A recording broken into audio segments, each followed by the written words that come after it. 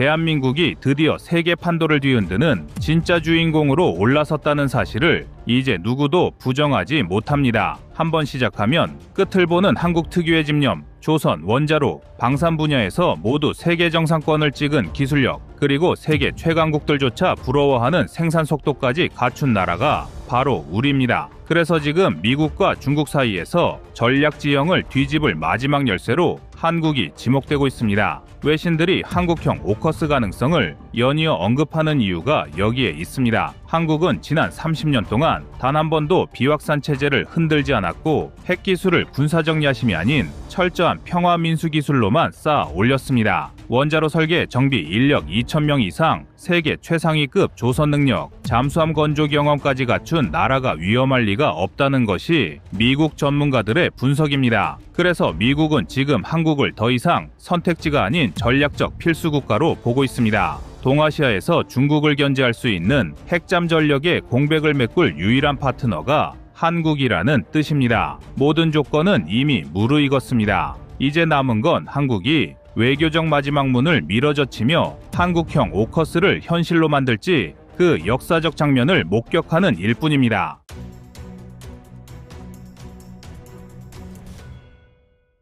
한국형 오커스 논의가 급격히 속도를 붙기 시작한 진짜 이유는 미국 정부 내부 보고서에서 확인된 심각한 전력 공백 때문입니다. 미 해군이 핵잠 전력 유지를 위해 매년 최소 2~3척을 확보해야 하는데 현재 미국 조선소의 연간 실적은 한두 척에 불과하다는 수치가 최근 감사 자료에서 공개됐습니다. 반면 중국은 지난 10년간 핵잠을 9척 건조하며 평균 주기가 13개월 수준으로 단축된 것으로 나타났습니다. 전문가들은 이 수치를 보고 미국이 동아시아 수중 전력에서 뒤처질 가능성이 처음으로 현실화됐다고 평가했습니다. 이런 상황에서 한국의 조선 능력이 전략 자산으로 이동하기 시작했습니다. 방산업계 내부 자료에 따르면 한국조선소의 블록 공정 자동화율은 평균 68%이며 잠수함 전용 도크 가동률은 92%로 세계 최고 수준입니다. 특히 장보고 3배치2는 20망의 이상의 하부 구조물 패널을 디지털화된 설계대로 조립해 오차 허용치를 1mm 수준으로 유지하는데 미국 전문가들은 이 생산적 밀도가 핵잠용 원자로 모듈 통합에도 적합하다고 평가했습니다.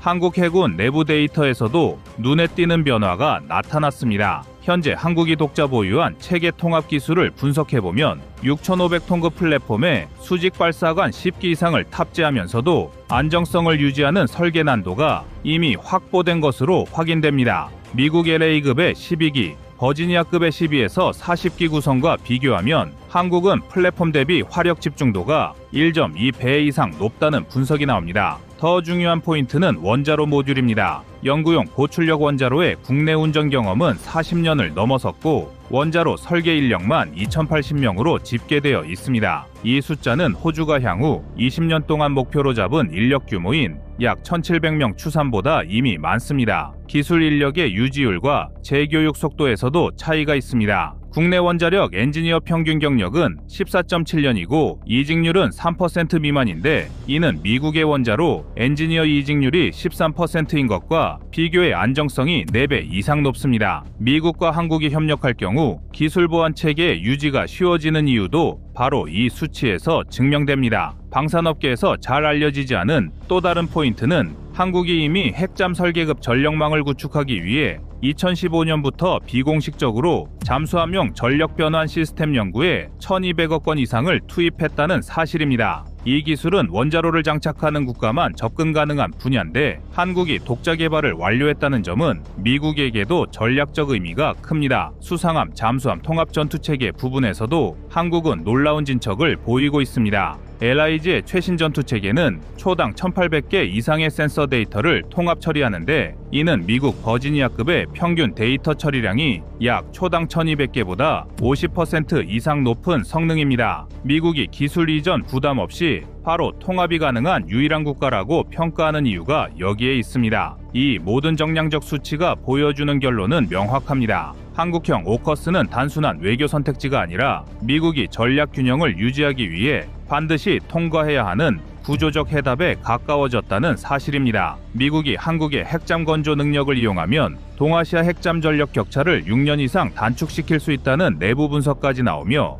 협정 체결 가능성은 현실적인 수준으로 이동했습니다. 외신들이 최근 일제히 한국을 조명하는 방식도 분명 달라졌습니다. 미국과 영국이 호주에게 핵 잠수함 기술을 넘겨준 오커스 체제가 탄생했을 때 해외 군사 전문지들은 그것을 100년 단위 전략체계의 대전환이라 분석했습니다. 그런데 올해 들어 같은 매체들이 한국을 언급하며 흡사대자비처럼 또 하나의 오커스가 필요하다는 뉘앙스의 분석을 내놓기 시작했습니다. 지금 세계 군사균형의 한가운데서 한국이 사실상 없으면 안 되는 국가로 떠오르고 있습니다. 미국의 핵잠 생산 체계가 무너지고 중국은 핵잠을 쏟아내며 해군력을 폭발적으로 키우는 상황에서 외신들은 한국의 조선 원자로 잠수함 기술력이 이미 대체 불가 단계에 도달했다고 분석합니다. 미국 버지니아급이 한 척 나오기까지 7년 가까이 걸리는 동안 한국은 장보고3 배치2를 48개월 만에 완성하는 생산성을 보여줬습니다. 조선 효율은 미국의 1.7배,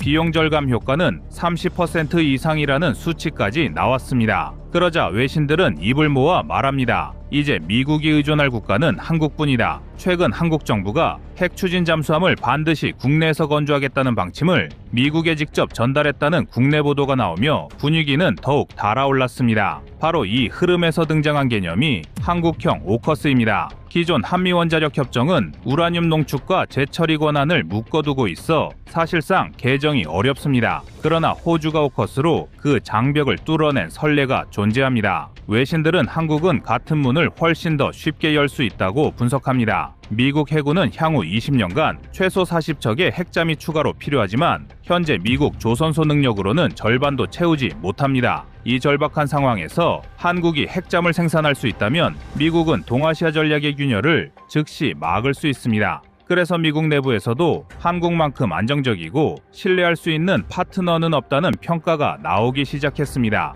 모든 흐름이 한 방향으로 이어지고 있습니다. 한국은 선택지가 아니라 미국이 놓치면 전략이 무너지는 필수 국가가 되었습니다. 특히 해외 군사 전문지들은 한국 해군이 10년 내 자체적으로 원자로 포함 핵잠을 건조할 수 있다는 분석을 중점적으로 다뤘습니다. 장보고3에 적용된 AIP 고성능 배터리 대형 선체 구조물 통합 능력은 이미 핵잠 설계 경험에 준하는 기술 수준이며 조립 자동화율과 도면 표준화 능력은 아시아 최고 수준이라는 점도 중요한 근거로 제시됐습니다. 조선 산업 자체도 세계 시장 점유율 1위를 기록하며 글로벌 생산의 절반 가까이를 한국이 담당하고 있다는 지표까지 제시됐습니다. 이러한 한국의 기술력과 생산 능력은 호주와 결정적으로 대비됩니다. 호주는 오커스를 체결했지만 정작 자국 조선 산업이 붕괴되어 핵잠을 직접 건조할 수 있는 기반이 없습니다. 호주는 결국 신규 조선소 건설과 대규모 인력 재교육에만 최소 36조 원 이상이 필요하다고 자체 보고서를 냈습니다. 반면 한국은 이미 6,500톤급 잠수함을 건조할 수 있는 대형 도크, 자동화 용접 시스템, 원자로 모듈 검증 경험까지 갖추고 있어 즉시 생산이 가능한 국가라는 차별점을 가지고 있습니다. 외신들은 바로 이 점을 들어 한국형 오커스는 호주 오커스보다 더 빠르게 실행될 것이라고 분석했습니다.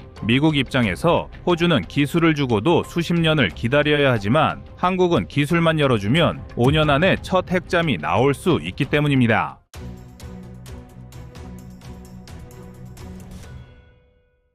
다음은 25년 3월 13일 3,000톤급 잠수함 수출 대박 영상입니다. 유사시 한반도 영해를 수호하고 임무에어 깊숙이 들어가 국가 전략 목표를 반드시 달성한다. 해군이 단독 작전이 가능한 잠수함 사령부를 창설했습니다. 준장급 지휘부대인 해군 구전단을 소장급 부대로 격상시키고 사령부로 재편한 겁니다. 해군 창설 70년 만이자 해군 1호 잠수함인 장보고함을 인수한 지 23년 만에 거둔 성과입니다. 장보고 3급 잠수함이 처음 공개됐을 때 덩치와 기술 스펙 면에서 세계 군사 강국들의 이목을 집중시켰고 현재는 폴란드와 캐나다 등 여러 나라가 이 잠수함 도입에 큰 관심을 보이고 있습니다. 한국형 잠수함은 가성비 측면에서 뛰어난 평가를 받는 데다 한국 특유의 운영 노하우 패키지가 함께 제공될 가능성이 높기 때문입니다. 이 운영 노하우 패키지에는 잠수함 선체 정비 기술, 훈련 교범, 해상실전 운영 데이터 등이 포함되며 이는 막 잠수함 전력화에 뛰어든 국가들에게는 매우 매력적인 요소로 작용합니다. 물론 잠수함 수출에는 국제정치적 이해관계가 강하게 얽힙니다. 나토 가맹국인 폴란드와 캐나다가 독자적으로 결정을 내릴 것 같아도 미국의 무기 수출 승인이나 유럽 측과의 기술 협정 등이 추가 변수가 될 수밖에 없습니다. 또 해외에서는 이 부분을 지렛대로 활용하여 한국의 잠수함 시장 진출에 보이지 않는 압력을 가할 수도 있습니다. 그러나 장보고 3급 잠수함이 갖춘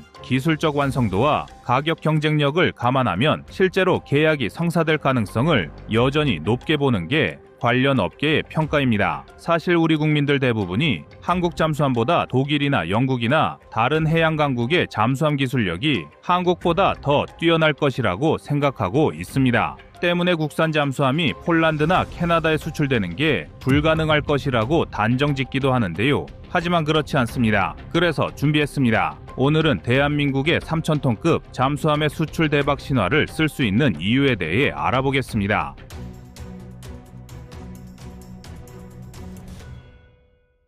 대한민국 잠수함 기술력이 꽃피우기 전 AIP인 공기 불효 추진 시스템을 독자 개발하던 과정에서 담당 연구진들은 뜻밖의 위기에 직면했습니다. 당시 계약된 하청업체가 경영상의 이유로 사업 철수를 선언했고 개발 계획 자체가 붕괴 직전에 놓였던 겁니다. 심지어 한밤중에 연구원들이 작업을 하던 연구동 건물에 누수 문제가 발생해 실험 장비와 핵심 설계도가 물에 잠길 위기까지 닥쳤다고 합니다. 이런 열악한 개발 환경에서 우리 연구진들은 휴일도 없이 야전 침낭을 깔고 자며 시스템을 지켜냈습니다. 이 일은 나중에 내부 문서에 일부 기록되었을 정도로 국산 무기 체계를 개발하는 게 얼마나 힘든 일인지 보여주는 단편적인 사례라 할 수 있습니다. 이처럼 힘든 악조건 속에서 끝내 AIP 시스템을 사수해낸 것이 지금의 한국형 잠수함 기술력의 결정적 토대가 되었습니다. 그리고 그 중심에는 장보고 3급 잠수함이 자리 잡고 있습니다. 독일로부터 기술을 어느 정도 전수받았지만 재래식 잠수함 기술 중에서도 가장 까다로운 영역으로 꼽히는 AIP 시스템은 순전히 한국의 손에서 새롭게 태어났습니다. 이때 한화오션의 전신인 대우조선해양도 결정적 역할을 했는데 중도 포기한 하청업체 대신 직접 뛰어들어 마침내 잠수함에 완벽히 통합된 독자 기술을 완성해낸 것입니다. 이런 기술력을 바탕으로 최근 여러 나라에서 한국의 3,000톤급 잠수함이 러브콜을 받고 있는데요. 잠수함 분야에서 대한민국의 독보적인 강점은 작전 요구 사항에 따른 맞춤형 설계 능력입니다. 우리가 사용하는 잠수함은 흔히 수출용과 자국용을 분리해서 설계하지 않습니다. 처음부터 자국 해군이 요구하는 복잡하고 까다로운 스펙을 만족하게 만들고 이를 기반으로 다른 나라의 니즈에도 맞춰 나가는 방식입니다. 이 때문에 한국 잠수함은 해외 평가에서 처음부터 고성능으로 설계된 하드웨어라는 호평을 얻고 있습니다. 특히 장보고 3급 잠수함의 초도함은 개발 초기부터 소음 억제, 무장 발사 시스템, 충격 진동 흡수 기술까지 모든 면에서 극한의 테스트를 거쳐 성능과 안정성을 인정받았습니다. 그중 AIP 시스템은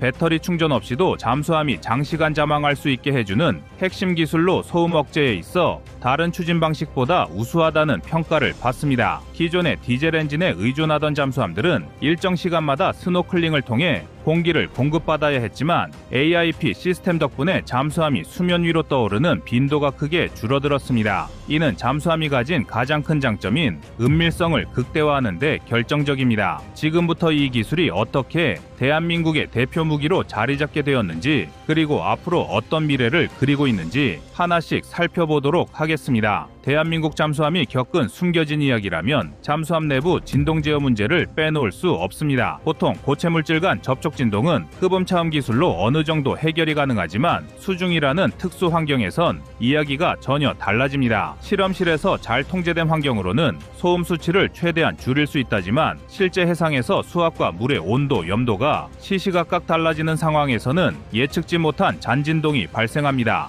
이 미세한 진동을 잡기 위해서 연구진들은 해군 잠수함사와 협력해 다이버들을 현장에 투입하기도 했습니다. 해저에서 잠수함 외판의 진동 강도와 음향 특성을 직접 측정해가며 소음 원인을 분석한 건데요. 그런데 이런 시도가 세계에서도 보기 드문 개발 시험인데요. 한국이 장보고 3급 잠수함을 대중에게 공개하기 전 한국이 이렇게 큰 재래식 잠수함에 이 정도 성능을 담아낼 수 있느냐는 의욕과 기대가 공존하던 시절이 있습니다. 그러나 막상 뚜껑을 열어보니 장보고 3급 잠수함은 스펙만 놓고 보면 이미 세계 최고 수준의 재래식 잠수함 반열에 올랐습니다. 독일조차 한국을 견제 대상으로 삼을 만큼 동양의 작은 나라가 이룬 기술적 성장이 그들에게는 위협이었던 것입니다. 우선 전류전지와 리튬전지를 동시에 탑재한 하이브리드 구동 시스템이 큰 관심을 받았습니다. 단순히 배터리 용량을 키우는 것만으로는 해결할 수 없는 지속 항속 능력 문제를 다양한 전력 공급 방식을 병행함으로써 극복해낸 사례입니다. 특히 대형 잠수함임에도 수직 발사관과 수평 발사관을 동시에 장착해 유연한 전투 능력을 갖췄다는 점이 특징입니다. 여기에 한국 해군의 독특한 운영 개념에 맞춰 자중을 효율적으로 배분하고 소음원을 체계적으로 분산 배치해 적 잠수함과 대잠 초계기의 음탐에 포착될 확률을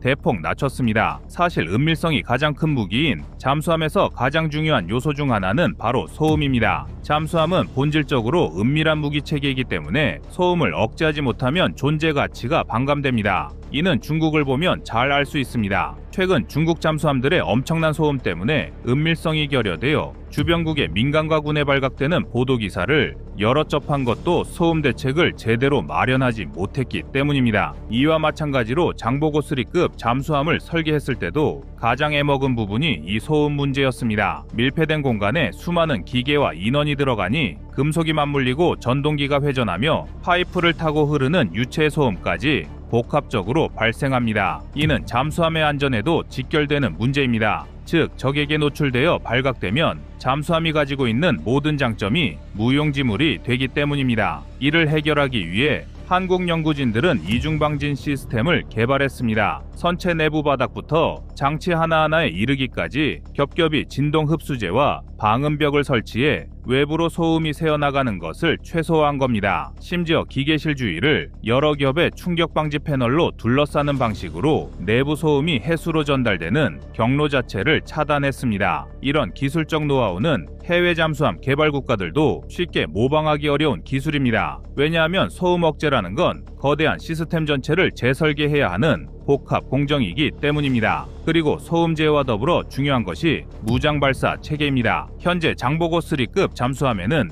영국산 무장발사 시스템을 사용하고 있지만 국내 연구진들은 독자 무장발사 체계를 구축하기 위해 이미 구체적인 계획에 착수했습니다. 무장발사 시스템은 잠수함 전투 능력의 핵심으로 어뢰와 미사일 발사 시 안정성과 신뢰성이 절대적으로 요구됩니다. 이 기술을 독자 개발한다는 건 잠수함 건조 기술이 이미 상당한 수준에 올라 있다는 뜻입니다. 국방기술품질원 공식 보도자료에 따르면 한국은 무장발사관의 내열, 내충격 성능, 탄도제어 알고리즘, 그리고 발사 순간 발생하는 음압까지 고려해 설계를 진행 중이라고 합니다. 이는 곧 한국 잠수함에 장착되는 무장은 한국이 원하는 대로 완벽하게 통제할 수 있다는 자신감을 보여주는 것이기도 합니다. 사람들이 종종 간과하는 부분이지만 잠수함 기술에서 무장발사 시스템을 완벽히 통합하는 것은 매우 어렵습니다. 그 이유는 물속에서 미사일 혹은 어뢰를 쏠 때 발생하는 엄청난 반동과 충격은 선체에 큰 스트레스를 주며 소음을 야기할 수도 있습니다. 여기서 만약 진동 제어가 제대로 되지 않는다면 발사 직후 즉시 적에게 위치가 노출될 수 있습니다. 그래서 한국 연구진들은 소음과 발사 안정성을 동시에 만족시키는 기술을 확보하기 위해 수많은 해상 실험을 거치고 있습니다. 이와 함께 국산 잠수함은 미래 잠수함 분야로 확장도 꾀하고 있습니다. 그 대표적인 예가 대형 잠수함과 소형 무인 잠수함을 연동하는 멈티 기술입니다. 이는 거대한 모함급 잠수함이 해저를 잠항하면서 여러 대의 미니 무인 잠수함을 동시에 운영 통제하는 개념인데요. 수중통신은 전파가 거의 통하지 않아 매우 어렵다는 점을 감안하면 혁신적인 발상이라 할 수 있습니다. 이 때문에 국내 연구진들은 음파레이저, 광섬유 등 다양한 통신 방식을 실험하며 무인 잠수함이 모함과 끊임없이 데이터를 교환할 수 있도록 기술적 진입 장벽을 낮추고 있습니다. 게다가 무인 잠수함들을 재편성해 적 해역 깊숙이 투입하거나 기뢰 제거 및 정찰 임무를 맡기는 등 활용 범위가 무궁무진합니다. 이런 멈티 기술이 완성된다면 해양 전투 패러다임이 완전히 달라질 것이라는 기대도 있습니다. 그리고 마지막으로 모든 잠수함 기술자와 해군 관계자들의 궁극적인 꿈이라 할 수 있는 원자력 추진 잠수함에 대한 이야기가 빠질 수 없습니다. 이미 미국, 러시아, 중국 등 여러 강대국이 원자력 잠수함을 운영 중이지만 한국은 아직 이 분야에서 공식화된 전력이 없습니다. 그러나 잠수함 기술력을 단계적으로 쌓아온 한국이 머지않아 원자력 추진 체계까지 확보할 수 있을 거라는 전망이 나오고 있는 게 사실입니다. 국내 한 매체 인터뷰에서 한국 해군이 필요성을 인정한다면 충분히 개발 가능성이 있다고 언급한 바 있을 정도로 불가능하지 않습니다. 물론 핵연료 사용에 관한 국제정치적 제약이 커서 바로 착수하기는 쉽지 않겠지만 잠수함 기술 자체는 이미 상당한 수준에 달했다는 게 중론입니다. 정리하자면 AIP 시스템부터 소음 제어, 무장 발사 체계, 그리고 무인 잠수함 멈티 기술과 원자력 추진 잠수함에 이르기까지 대한민국 잠수함 기술은 세계 최고 수준으로 거듭나고 있습니다. 그 배경에는 중간에 포기해버린 하청업체를 대신해 위험을 감수한 하나오션의 도전과 급박한 개발 환경 속에서도 연구진들이 보여준 집념, 그리고 한국 해군의 철저한 실전 요구사항이 맞물려 일으킨 시너지가 깔려 있습니다. 이 여정은 단순히 잠수함 한 척을 잘 만드는 수준을 넘어 자주국방의 핵심 전력을 개발하고 세계 시장에서도 통하는 기술 경쟁력을 확보하는 과정이 있었기에 가능했던 일이었습니다.